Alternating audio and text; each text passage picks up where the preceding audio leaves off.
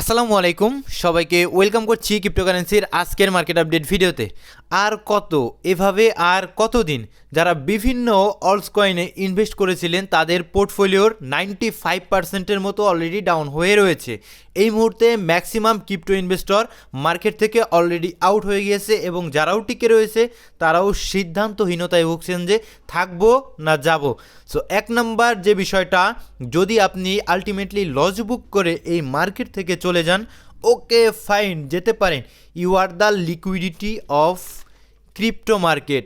আর যদি থেকে যান এবং ভিতরে ভিতরে প্রতিজ্ঞা করেন যাই হয়ে যাক মার্কেটের শেষ দেখে ছাড়বো আমি এবং আমি কন্টিনিউ শিখতে থাকবো, তাহলে ইনশাল্লাহ আগামী দিনে এই মার্কেট আপনাকে আর লিকুইডিটিতে পরিণত করতে পারবে না। কারণ আপনি অলরেডি শিখে গেছেন ক্রিপ্টো মার্কেটে কোন সমস্ত কয়েনে কী পরিমাণ টাকা ঢালতে হয় এবং কিভাবে ক্রিপ্টোকারেন্সি মার্কেটে আসলে সারভাইভ করতে হয়, রাইট? আর আমি ক্রিপ্টো লাভার যতদিন বেঁচে আছি, যারা টিকে থাকবেন তাদের সাপোর্ট দিয়ে যাব ইনশাল্লাহ। যাই হোক, কথা বাড়াবো না, আজকের ভিডিওটি আমরা 3টি পার্টে করার চেষ্টা করব। যার প্রথম পার্টে থাকবে মার্কেটের বিভিন্ন জিওপলিটিক্যাল ডাটা, দ্বিতীয় পার্টে থাকবে মার্কেটের সেন্টিমেন্ট অ্যানালাইসিস এবং লাস্ট পার্টে থাকবে সবচাইতে ইম্পর্টেন্ট আমাদের টেকনিক্যাল অ্যানালাইসিস। তো ভিডিও শুরু করার আগে একটি ডিসক্লেমার, এই ভিডিওটি শুধুমাত্র একটি এডুকেশনাল ভিডিও, কোনো ফাইন্যান্সিয়াল অ্যাডভাইস নয়, শুধুমাত্র একটি এডুকেশনাল ভিডিও।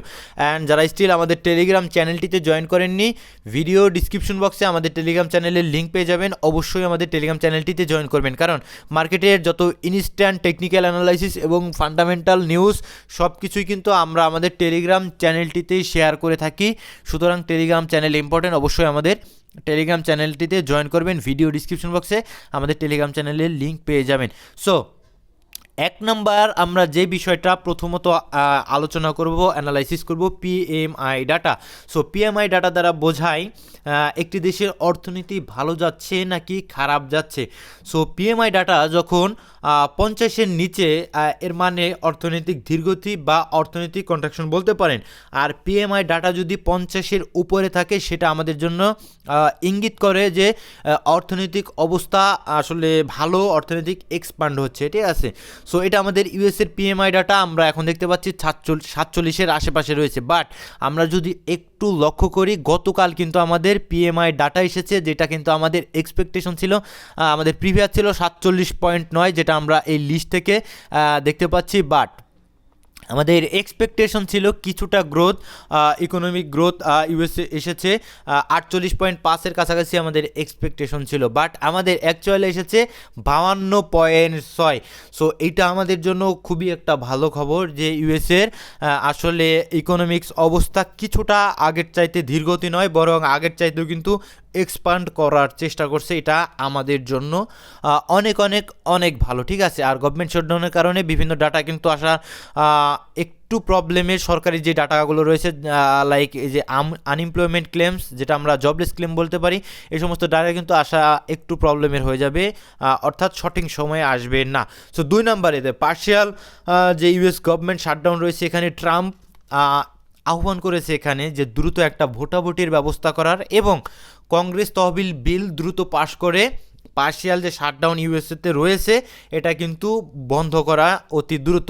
যদি শাটডাউন খুব দ্রুত বন্ধ না হয়, তাহলে কিন্তু আমরা ইনফ্লেশন ডাটার মতো যে সমস্ত খুবই দরকারি মার্কেটের জন্য যে সমস্ত ডাটা, ওই সমস্ত ডাটা কিন্তু আমরা পাবো না। আমরা এক্সপেক্ট করব দ্রুত আসলে একটা ভোটাভুটির মাধ্যমে কংগ্রেস তহবিল বিল পাশ করে আসলে পার্শিয়াল গভর্নমেন্ট শাটডাউনটা আসলে বন্ধ করা, যেটা ট্রাম্পও কিন্তু চাচ্ছে। সো 3 নাম্বার যে আমাদের নিউজটা থাকবে, US versus Iran tension. US versus ইরানের যে টেনশন রয়েছে, এটা নিয়ে দুই দেশের প্রতিনিধিদের মধ্যে একটা বৈঠক হওয়ার সম্ভাবনা রয়েছে। কোথায়? ইস্তাম্বুলে, ঠিক আছে। আগামী 6 তারিখে সম্ভবত বৈঠক হবে দুই দেশের প্রতিনিধিদের মধ্যে। তো আমাদের নজর রাখতে হবে আগামী 6 তারিখ শান্তিপূর্ণ কোনো ডিল হলে সেটা আমাদের জন্যই কিন্তু ভালো হবে। তো আমার কাছে মনে হয় না যে তারা আসলে শান্তিপূর্ণ কোনো কিছু নিয়ে আসতে পারবে, যে ধরনের লোক।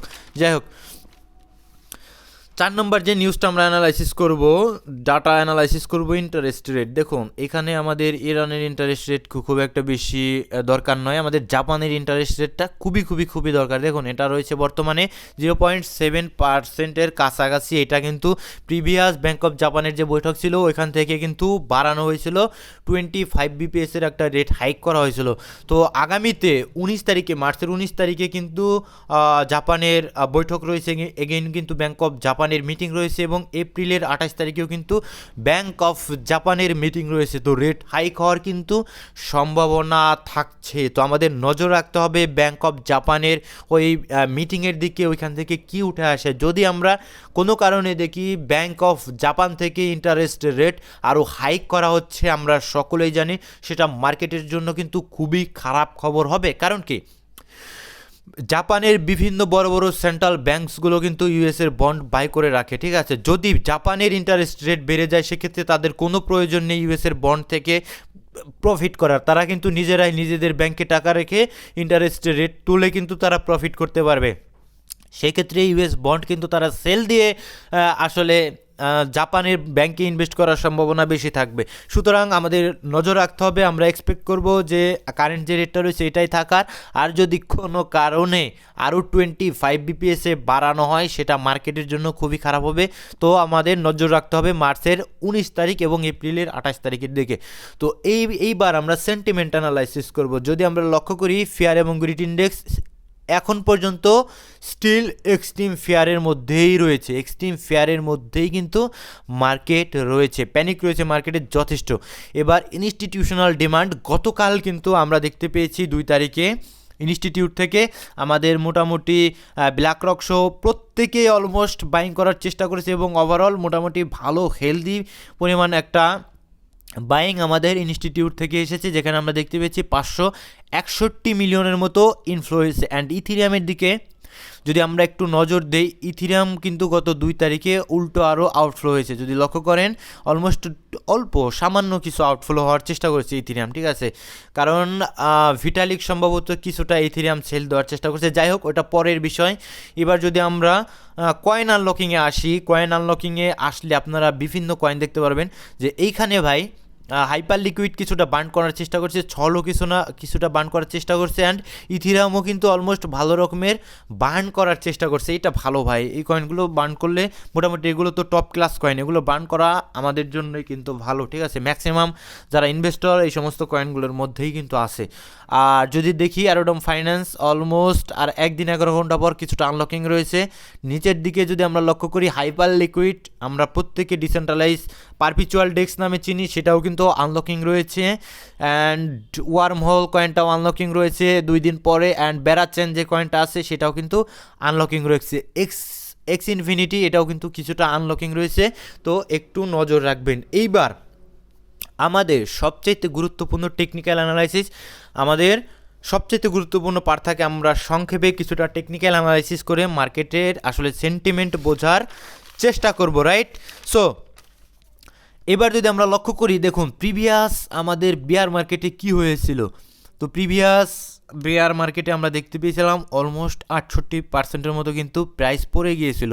তার আগে যতবারই বিটিসি 55%, 52%-এর মতো কারেকশন নিয়েছে, দেন কিন্তু পুশ ব্যাক করেছে।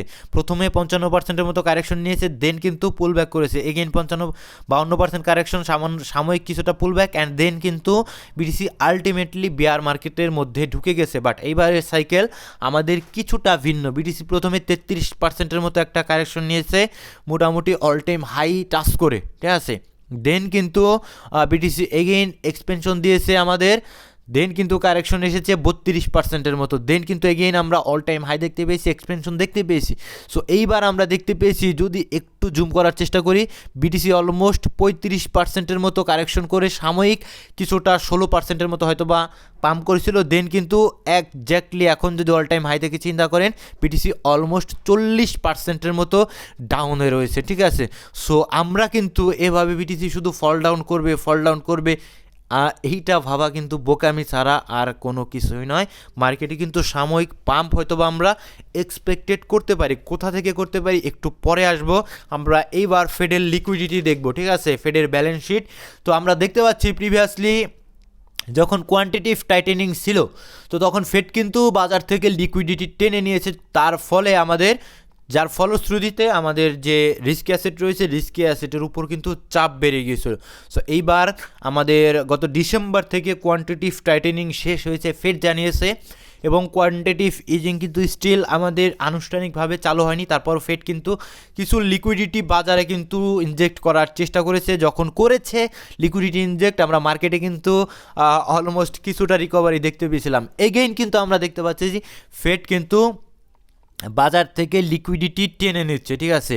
সো এইটা যদি এভাবে বাজার থেকে ফেড লিকুইডিটি টানতে থাকে সেক্ষেত্রে কিন্তু মার্কেটের জন্য আরও খারাপ কিছু থাকার সম্ভাবনা রয়েছে। আর যদি আমরা দেখি না ওকে ফাইন, ফেডের মানি প্রিন্টিং অনেক ভালো মতো শুরু হয়ে গিয়েছে এবং কোয়ান্টিটিভ ইজিং কিন্তু একদম লাগাতার শুরু হয়ে গিয়েছে, ফেড লাগাতার মার্কেটে মানি ইনজেক্ট করা লিকুইডিটি ইনজেক্ট করার চেষ্টা করছে, তখন কিন্তু আমরা মার্কেটে পাম্প দেখতে পারবো, যার সম্ভাবনা মার্কেটে কিছুটা কম।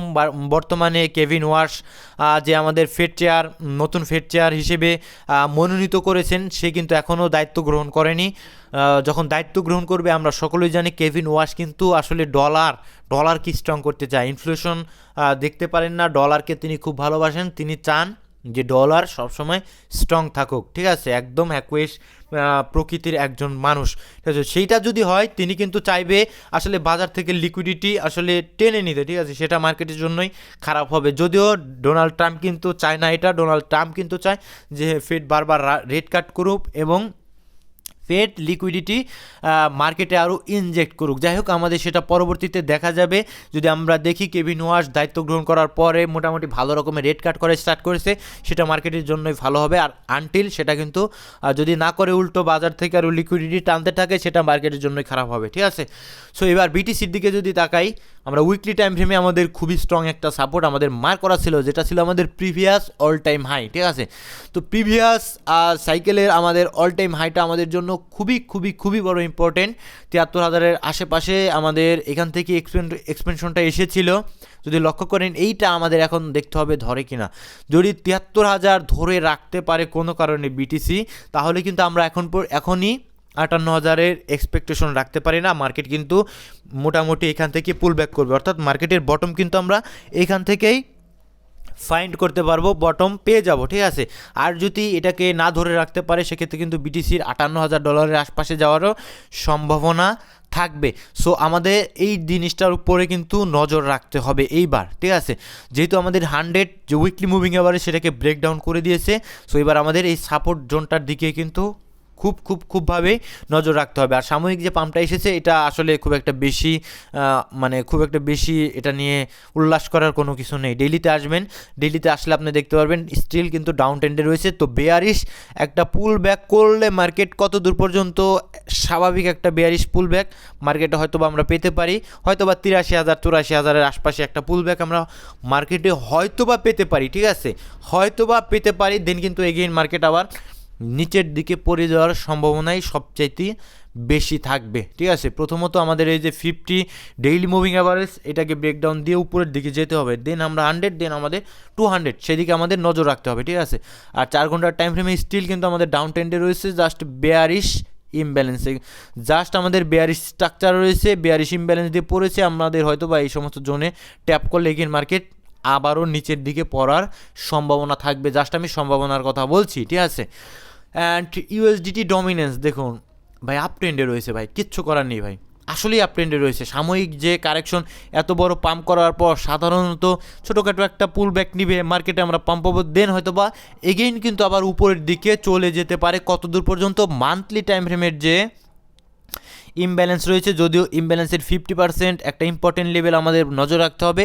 আর আমাদের উপরের দিকে সাপ্লাই জোন রয়েছে, দেখার বিষয়।